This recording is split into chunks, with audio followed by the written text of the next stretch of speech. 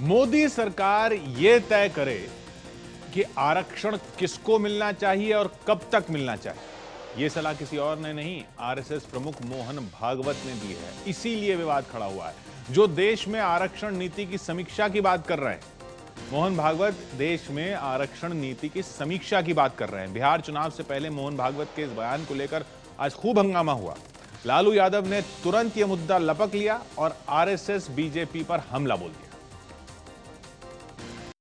एक कचरा जरा फिर से फेंक। मैंने कोनो जुर्म नहीं की। कचरा गेंद फेंक। मिल गवाह हमका हमारी 11वां खिलाड़ी। चल कचरा। अरे क्या हुआ? सब जने खड़े खड़े मुंह काहे ताक रहे हो? अरे ये ससुरा छूत हमरे साथ ना ना ये हमरे साथ नहीं खेल सकत। पक्की बात, हम एक अछूत के साथ कंधा नहीं मिलाएंगे। एक कतरा ये आजादी के पहले देश की वो हकीकत थी जिसे भारत बदल देना चाहता था और कचरा जैसे लोगों को समाज में बराबरी का अधिकार दिलाना चाहता था।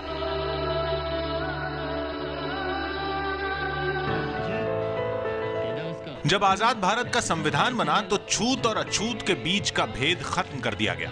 दलितों और आदिवासियों को मुख्य धारा में लाने के लिए संविधान में आरक्षण की व्यवस्था की गई।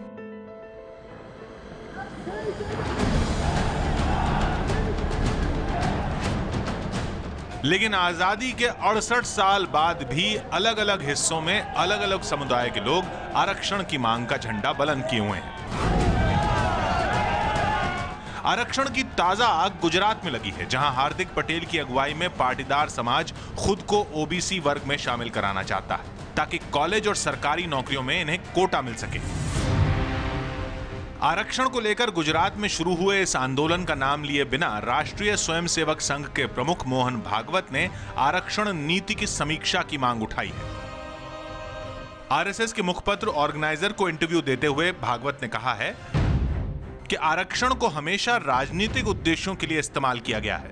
लोग अपनी सुविधा के मुताबिक अपने समुदाय या वर्ग का ग्रुप बनाते हैं और आरक्षण की मांग करने लगते हैं। लोकतंत्र में कई नेता उनका समर्थन भी करते हैं। एक गैर राजनीतिक समिति का गठन होना चाहिए जो समीक्षा करे कि किसे आरक्षण की जरूरत है और कब तक।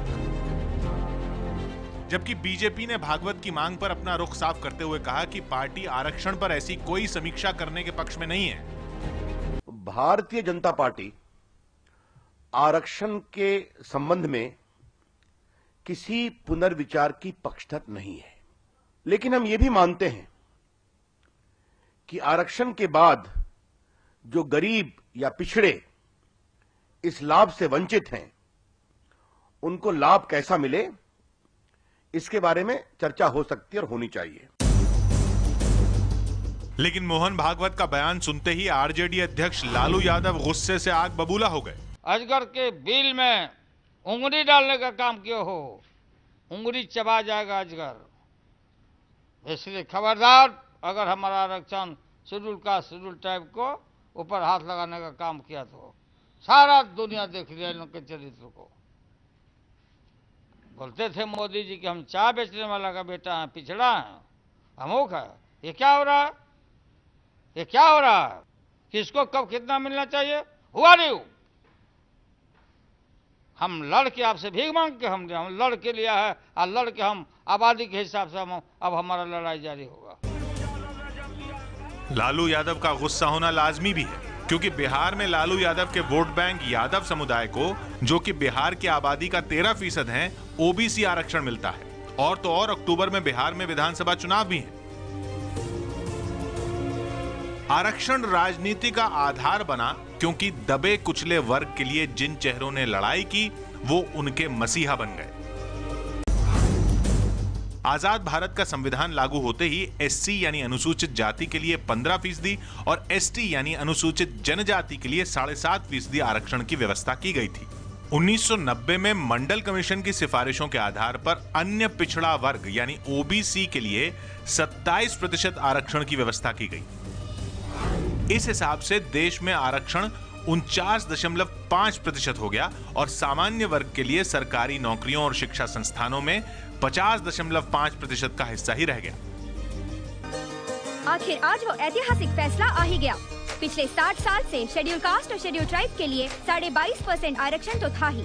मंडल कमीशन के रिकमेंडेशन पर बने ओबीसी के लिए 27% आरक्षण के कानून पर जो ग्रहण लगा था, उसे आज सुप्रीम कोर्ट ने अपनी मोहर लगाकर दूर कर दिया। अब अपने देश में ऊंची शिक्षा और सरकारी नौकरियों में कुल मिलाकर 49% आरक्षण है। हार्दिक पटेल चाहते हैं कि 27% ओबीसी आरक्षण कोटे में पाटीदार समाज को भी शामिल किया जाए। गुजरात में पहले से जो 146 जातियां और समुदाय ओबीसी लिस्ट में हैं, वो इसलिए हैं क्योंकि वो सामाजिक और शैक्षणिक स्तर पर पिछड़े थे। लेकिन पाटीदार समाज में आंदोलन कर रहे ज्यादातर लोग सामाजिक स्तर पर पिछड़े नहीं माने जाते। क्या आपको ऐसा नहीं लगता कि आप आरक्षण विरोधियों की जो लॉबी है देश में, उसका मोहरा बन रहे हैं? क्योंकि आपका आंदोलन जिस तरह से चल रहा है वो धीरे धीरे उसी ओर जा रहा है कि आरक्षण का बोझ इतना बढ़ जाए कि उसको ख़त्म करना पड़े और इस देश से आरक्षण ख़त्म हो जाए। आप आरक्षण चाहते हैं या आरक्षण ख़त्म कराना चाहते हैं? पहली बात कि मैंने आरक्षण हटाने की बात आज तक नहीं कही, आज तक नहीं कही। अगर उसी 27% में लोग बढ़ते गए तो कितने लोगों को क्या मिलेगा? वो 27% में अभी 147 कास्ट है, 147 कास्ट। अगर उसमें एक कास्ट चली आती है 148, तो उसमें कोई बड़ा नुकसान नहीं हो सकता सर।